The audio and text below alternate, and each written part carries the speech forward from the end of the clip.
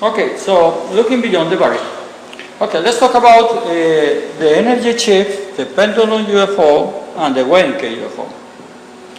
This is based on the investigation that I've been doing with Chris Locke. Chris Locke is somebody from the UK that is living in Japan. He's teaching at university in Osaka. He's married, as I understand, he's married a Japanese woman. And he's teaching in a university. And we've been doing some recent studies, and we are writing some books to publish. Okay, so that's Chris Locke. So he's a very good friend of mine that I haven't seen yet. I mean, just through internet, not even Skype, but he's a very good friend of mine. Okay, quite interesting.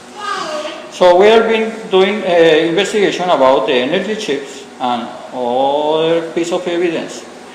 Well, this is the camera that Billy Mayer used for the energy chips. This is an Olympus 35. Let me see the specifications of the camera.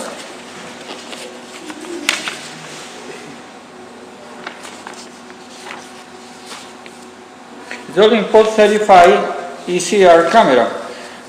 Some people think that Billy Mayer was some kind of photographer because he took very good photographs. No, he's like a normal tourist that has a device and press a button and it's okay. It's more complicated to use an iPhone just to take a picture. This one was more simple. Just point and click. It has a visor, something that he looked behind that, and she just put on the frame and they click. That's it. It's automatically set the exposure and the speed of the exposure and the, how you call it? The aperture of the diaphragm. So he have no way to play with that. He cannot do also, for example, double exposure. For double exposure, you need a more sophisticated camera. My brother had a Nikon camera, but that's time, and has a little button that I press it and I can roll it, the roll film without rolling it, so I can make a double exposure. This one is not. This one is, to make a double exposure, he has to release the button that is below and roll it back a little bit and just precise movement to set the frame where he wants to have it. It's so complicated, and if you put a tripod on it, you cannot press the button. So it's really complicated. Billy Mayer used it because it's very easy for him.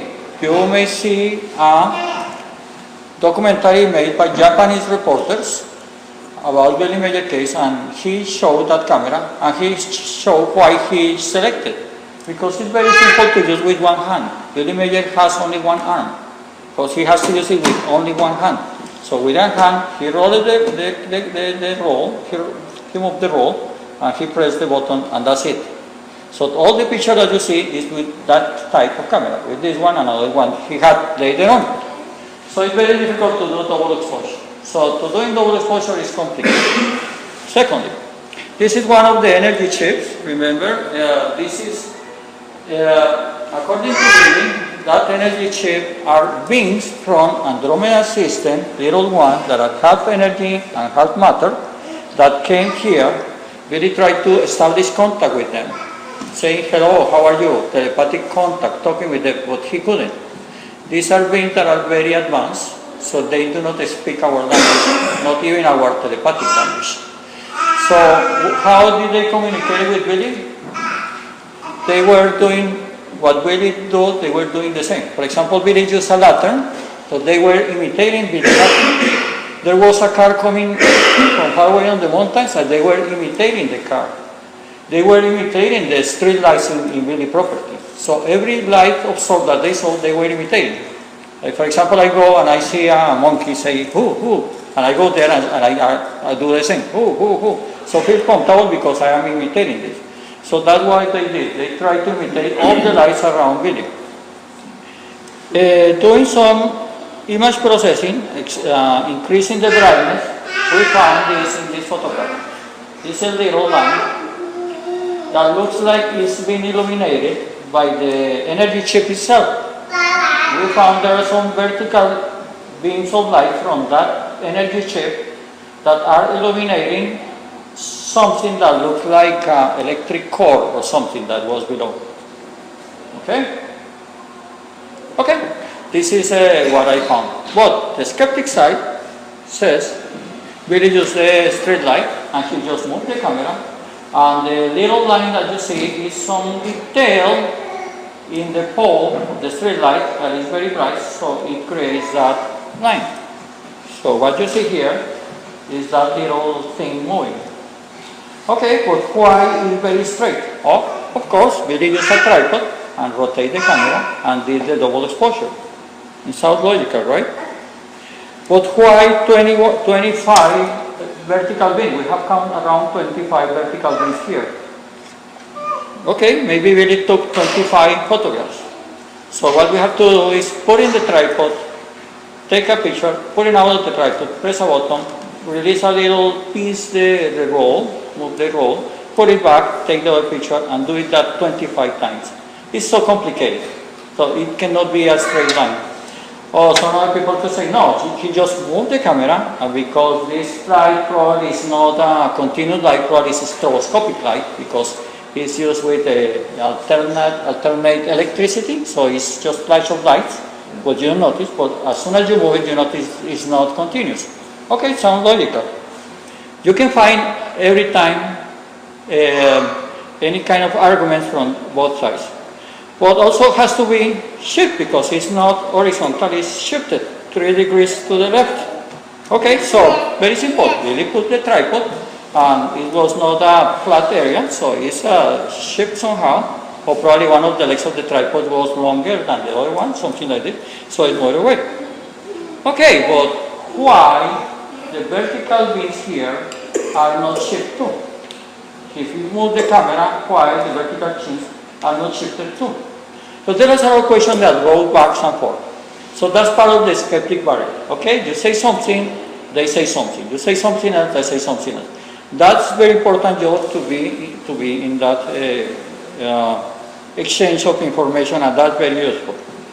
Okay, so also you will notice that if you draw a line from here to here, it's not exactly parallel to that one. There's a lot of a small shipment too. Displacement. So it doesn't sound logical that this is the lamp. I don't know how to do it with that lamp, with the camera video. That's another interesting photograph. What do you think is that? Is the moon? Probably the moon, right? Nice view of the moon with something here. Okay, this is not the moon. This is another energy chips. If you look at the photograph, you see there's clouds. So this is something that is in the sky, on the sky. It's not a double exposure trick. If it's a double exposure trick, you won't see the trees. And also the date June 23. The trees here has a lot of leaves. So it's compatible to a photograph taken in summer. You notice the photographs Billy Mayer took, you notice if it's in summer, spring, or winter, because of the vegetation. This one looks like in summer. And also it's toward the northwest, where I think Menara ship landed by this area, so it's toward the northwest. So some people say, very clear, he took a photo of the moon and he did a double exposure of something very bright. Okay, but June 23, there was not a full moon in the sky. No full moon. So what is this? Of course Billy didn't took that picture in June 23. He's lying. It was not. It was when there was full moon in another time. But toward the northwest, in the St. Joseph Silverstone Center, the moon is never toward the northwest. You never see it there. And I did it. I checked in my application that showed me the sky in Switzerland, and I found that the moon, the only way that is toward, the farther way that is very close to the west, but not to the northwest here. This is the moon. This is a simulation. but I have to do it in December, in winter, not in summertime. Why in winter, not in summertime? You know, full moon is always opposite to the sun. In winter, the sun is to the south or to the north. Winter time, it's to the north. Oh my God. Okay, in winter, the sun, you see here, the sun is going to the south in winter. Okay? In winter time, the sun is toward the south, so the moon is opposite to that, it's toward the north. Like this one. It's the northern way the moon could be. But in summer, that moon should be here, more to the south, not in the northwest.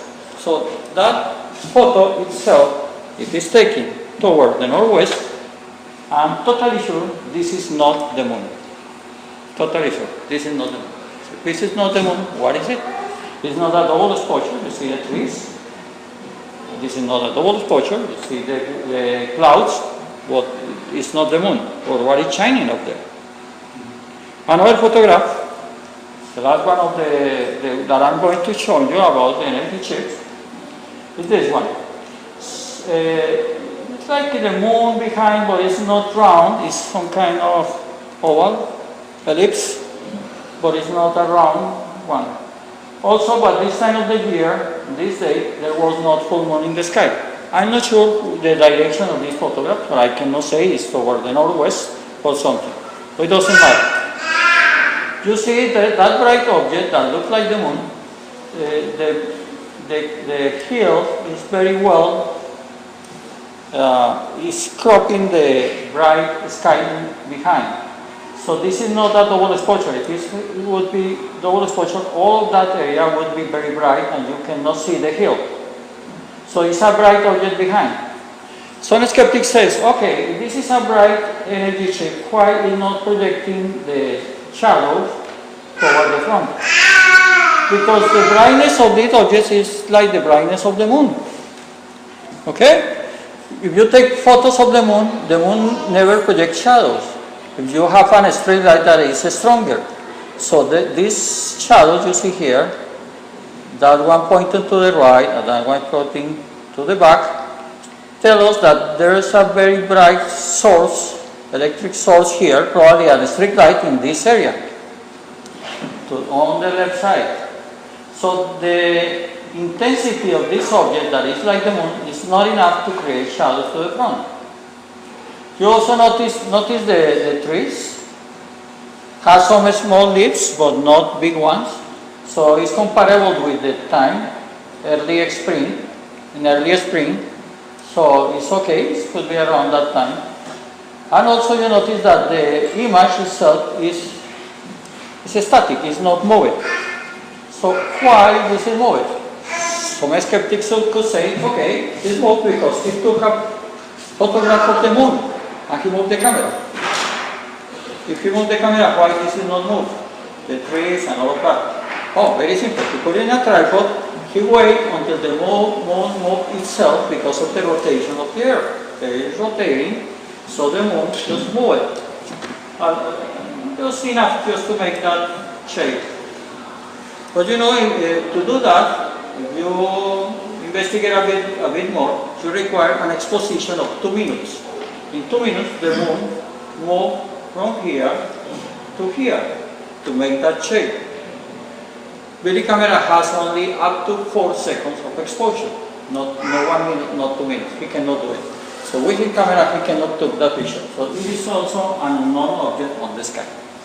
Okay, and we can continue on and on.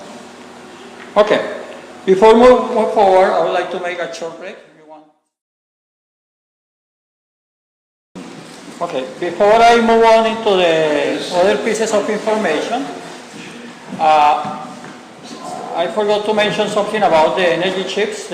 Somebody asked me about the size or how big were they, because I've been hearing that in other places they have seen huge spaceships. Billy said that they were very big, one of them 100 meters, probably bigger than that, and others were very small. So different sizes they came. So maybe it's not the one that he saw in his place, that probably looks like 2 meters long. There were others that were 100 meters. That one we don't know. Could be something 1 kilometer far away, or could be 10 meters closer. We don't know. Okay, let's continue with the barrier. So still there's a question of why the barrier is put by the ETs. Okay? Why they did it? How it is helping us in our evolution? Let's leave that for the end, okay? We will be there. Pendulum UFO. Okay. In the same contact report, Pat is talking about the jerky pendulum movements. So they did it on purpose. Somebody may ask, okay, something that I don't understand. Why the ETs make fake demonstration? Probably they should not do anything of that at all. They should not do any type of demonstration because they are doing something that is fake. The answer is that they do a demonstration that has two aspects. One aspect that shows is fake, another aspect that shows is true. What we're going to see is the aspect that shows us that is true. Okay? Both aspects are very important. You may read a document, a blog written by Professor James Dierdorf. Professor James Dierdorf passed away a few years ago. I was in contact with him when I started this investigation. He's a very interesting scientist. Actually, the first investigation that I did about the wedding cake UFO, he was peer reviewing that investigation. As a scientist, he was checking all my statements. He was challenging me more to find something else and demonstrate it in different ways. Professor Dierdorf wrote an article calling the plausible deniable, right. It's very interesting, and at the end of his article, he talked about the semi-plausible deniable. So semi means that it's somehow deniable, but has some part that is not so bad. So they show the information with two aspects, one that shows that is fake, and another part of the information that is real. Okay, so that they did in the pendulum UFO. Okay, what is a pendulum? Are you familiar with the pendulum clocks? Probably the old people like us know about that, but the younger ones, it's already left. The younger ones probably haven't seen a pendulum clock. Pendulum clock was made with using a pendulum. Why a pendulum? Because the movement of the pendulum is very precise. The period of the pendulum has a precise measurement of time, or make a precise measure of time, depending on the length of the pendulum. And it depends on the air gravity. We can use a pendulum here, and measuring the time the pendulum moves, we can know what is the air gravity here. If we go to Mars, and we use another pendulum that's moving slowly, we can measure the gravity there. If we go to outer space where there is no gravity, the pendulum doesn't move. Just stay quiet because the gravity is not moving. The period of the pendulum is the time that it takes starting from one side, moving to the other side, and coming back to the same side. But you can measure the period of the pendulum starting from the middle, going there, going that, and going back. So it's the time that it takes to complete one cycle. There are different types of pendulums. I'm going to show you very quickly because you're going to see it in the pendulum UFO. The planar pendulum is left and right, the watch that you know, the pendulum watch. Conical pendulum, the object is moving in circles. So the UFO is moving in circles. So you have a cord and you're moving like that, so it's moving in circles. And the spiral pendulum is exactly the same moving in circles, but you move the node of the pendulum upwards. So it's like that, but you're moving upwards. So it's creating like a spiral stairs moving up there. So these are the three types of pendulums. You're going to see it. I have a video here, and you will see it, the pendulum movements. I'm going to ask you to watch some details there, so you will be ready to see it. Okay, this is a tree. This is a small house. These are some electric towers. This is a piece of dust on the road, on the movie, and you will see these pieces of dust. That's very useful because you can distinguish one frame from another one, and if they're duplicated frames, you distinguish duplicated frames because the piece of dust is in these duplicated frames. So it's some kind of dust there is that is helping also to do some research. The UFO was staying there on the top of the tree, and now it's starting to move. It happened in March 18, 1975. It was called, let's move. Okay, at the beginning, the movie is now starting. It's very quiet. It was afternoon where there was very light snow in the air, so visibility is not very good. Billy has his recording camera in a tripod in a specific position, and he's recording that. In a point of time, the movement of this UFO, like over here, like somebody's pulling from a cord and release it, and start to move left to right. But suddenly, well, this is a planar pendulum. Suddenly it stopped, like somebody's pulling, stop it, and stop a small movement in circles. That circles is around the tree. If you look at the film with some detail, you notice that the UFO goes behind the tree. So the tree and the UFO are in the same place. So it's moving in circles. This is the conical pendulum. Now start moving left to right, planar pendulum again, like somebody is just moving that way with the fishing rod. Sometimes just move up and down. I'm not sure if you see it. Probably here, it's moving up and down. And now do a right turn. It's coming to the front, move back and forth. I'm not sure if you see something there. I did the first jump. Look at in the pot. You see it? You miss it? But probably you see it. There's some white. Okay, left to right. Jumping, then move to the front, not yet, going now.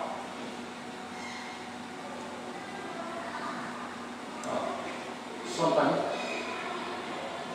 Okay, after that one, so it's coming and it's coming to the front. And look at the top of the frame. Not now, the next one. Now. You see something? Yeah. This is the first jump. You will not see any detail. And the second jump, you see again on the front, on the top part, some white band, very clear, this one. Now, you see it. Okay. Then start reducing the movement, practically it's stopping, and the last part, I have another piece of the film, but this is a film continuous film, but I have it in two parts. Okay, sorry, there's some noise.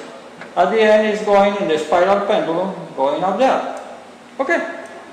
It's an object in a pendulum. Or maybe it's a spaceship simulating the pendulum movement. How do we know? So where are the clues that show us that this is real? In the pendulum variations, in the periods. The period of the pendulum changes all the time. Depending on the measurement of the time, and we use a computer tool to see frame by frame. Each frame is less than 1/10 of a second, so we calculate how long it takes for going from left to right and going back. So we measure the pendulum periods, and because of that, we know the length of the pendulum. So the length of the cord. Somebody called Phil Langdon made a demonstration of that. He put a small model, he put a cord in the top of a tree, and he started moving it. Simulating. It's very similar. You look, it's exactly the same. It's very similar. But if you measure the pendulum period in his demonstration, it's always the same. 4 something seconds or something like that. Always the same. I did some simulation, I was in one of my YouTube videos, I was doing by myself. And I was moving and recording and checking the period. If you have the same length, it's the same period. Doesn't matter that you move it there, here, or there. There was a scientist, a physician called Bruce McKevin. He did an investigation on that, and he reached the conclusion it was fake. But he noticed that the period changed too. But he didn't provide a good explanation why it's changing. And the changes are very big. It's around 3.2 meters long. So in a pendulum that's 6 meters, 6 meters, probably something from here to the wall, it's changing 3 meters. Oh, so it's reducing only to that, probably half of that. How can that fishing rod change that length so quickly?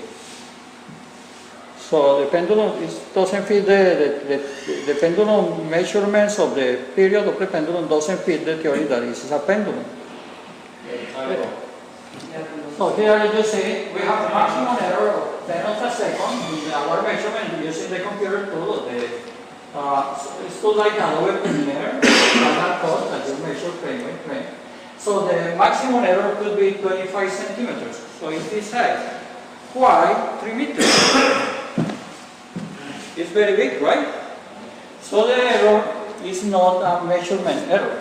It's done on purpose. So the Pleiadian did the demonstration and they moved the chip in a way that looks like a pendulum, exactly like a pendulum, but they know that one day we'll be measuring the periods and notice that this is not a real pendulum. How can we do it? So there's 2 ways to do it. One is has Phil Landon did it, just hanging a cord to a tree in the top and with another cord just moving back and forth. But in this case the period of the movement will be fixed because the line, this length is fixed, it's not changing. And at the end, when he is moving in the spiral pendulum up there, because the length is reducing, the pendulum should be faster, should be moving faster. But what happened in the field is being reducing, is longer. So it looks like this point is moving up there too. In the fishing rod, I haven't found a fishing rod of 15 meters long.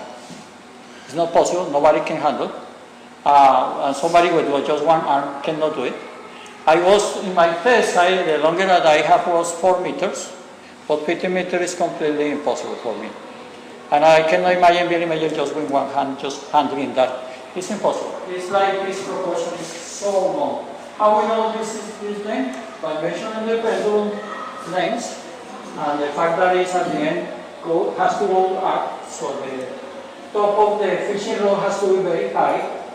In some cases it's very low, to reducing that. It's very hard to do. And there's some challenge about that, and the one that I like more is this one.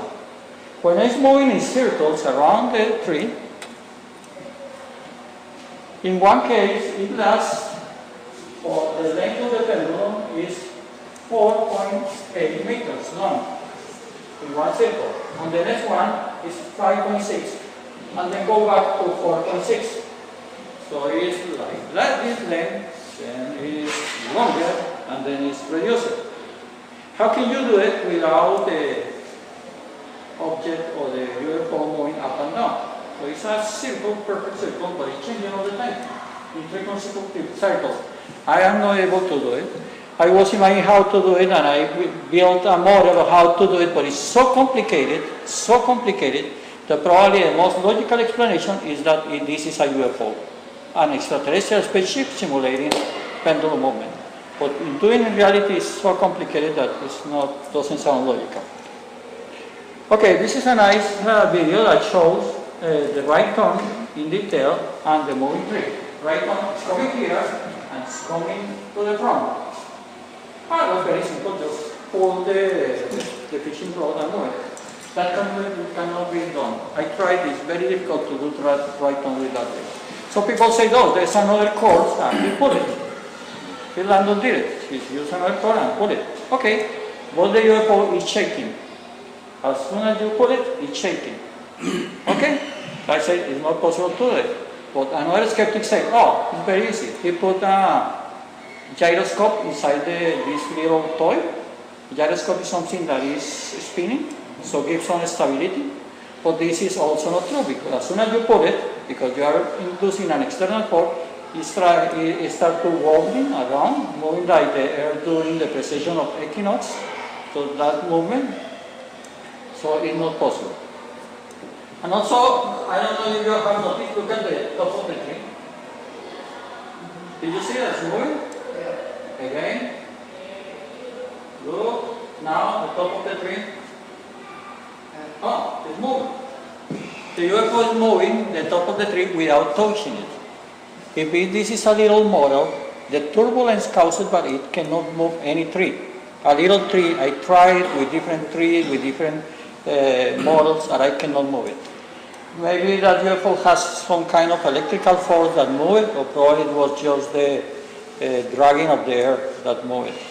So it looks like a big object. There's something interesting anecdote about that, something that happened to Wendell Stevens. You know Wendell Stevens was an early UFO investigator of the Billy Mayer case. He went to Switzerland and he took a copy of this film. He was not authorized yet to show it to somebody else. Billy told him, you cannot show it, take it for yourself, but don't show it. But Wendell Stevens arrived to his home in Tucson, and he called reporters from Denver magazine. So the reporters went to his home. It was in the fall of 1981. And he took his copy, and he put it on his, in any room in his house, and he projected the film, and they saw it. Everything that we are seeing projected. So the reporters has their camera, and they were filming what they saw on the screen. But the camera never worked. The battery was dead. The camera didn't show anything, like they couldn't record it. They went out for another piece of batteries and they put it back on the camera and they tried to record it and it never worked again. What is happening?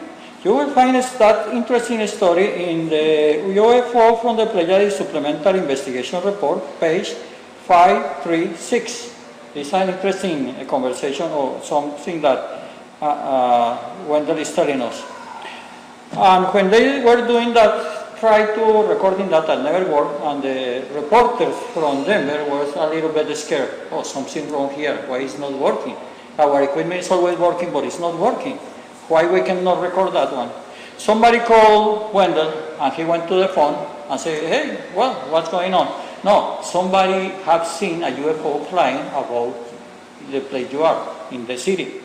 Have you heard about that? Oh, no, I haven't. But there was a UFO flying above of that, probably interfering that demonstration. Why? Because we were not ready at this point of time, in 1981, to look that in more detail. Now we can. Otherwise, probably the lights will be off. The computer will not be working, but now we are seeing it. Probably we are authorized to see it. Okay? That's something very funny that happened to him. It's interesting to read it. Okay, we are going to see the jumps. The jumps happen when the UFO moves from the back to the front, or from the front to the back. With the image processing tool for the film that I use Pinnacle Studio. Somebody can use Adobe Premiere or any kind of tool like Final Cut. You can do it the same. So I put some stabilization, so I stabilize the image, and I put some slow motion on it. So you will see it. That's very interesting. Okay, so the UFO moves up and back to the up, front to the back to the front. And the first jump happened here. It's in a slow motion. Look how it moves. So it's getting close to the top of the tree, and then jump behind the tree. You see something here? Wow. Okay, that's the first jump. The second jump happens when the UFO is coming from the back to the front. A couple of 3 seconds later, something like that. So here is coming, go to the front, go to the back, and then it's coming. Look at the top of the tree. Do you see something? The top of the tree expands. And it jumps. Okay, let's do it again. Okay, that's the first jump.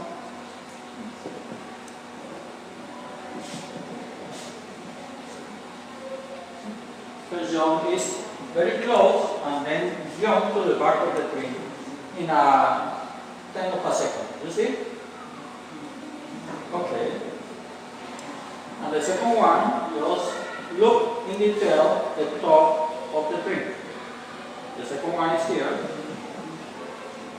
Also moving back and forth, goes to back. After that one, now in the slow motion, you see it? The top of the tree expanded. Quite strange. The Pleiadians took this tree, and disappeared. After that, they disappeared the tree. The tree is not there. They say that the tree was damaged because of that demonstration, and they were feeling very sorry about the tree. So what they did is quite strange. They somehow made the tree disappear and start living in some other place. How they do it, I have no idea. But they did it. But it also helps the worldwide UFO controversy, because somebody goes there and says, there is no tree here. What are you talking about? Really use a small little tree there. So it's helping the UFO controversy. Okay, the jumps. These are the frames of the jumps. In this case, one of the jumps. All individual frames. And because Billy Miller was recording with his camera at 24 frames per second, and the recording from the wall, on the modern recordings at 30 frames per second, there is some kind of pattern that makes that every 5 frames there is one that is the same one, repeated. So this one is the same as this one. You see the piece of dust here, the piece of dust there, is the same frame. Also this one is the same frame. So it goes from 1, 2, 3, 4, and that's the same as 3, 5, 6, 7, 8, that's the same as 9, and 10. So we can put it away probably 9 and 4 and use the other ones. But you see, the white one that you saw in the video is here. The white one, just starting when the jump starts, there is a white one there, a white one here, here, and here. In 1, 2, 3, 4 consecutive frames. Why this is happening? Somebody said, no, Billy did a cut by the jump by cutting the film roll.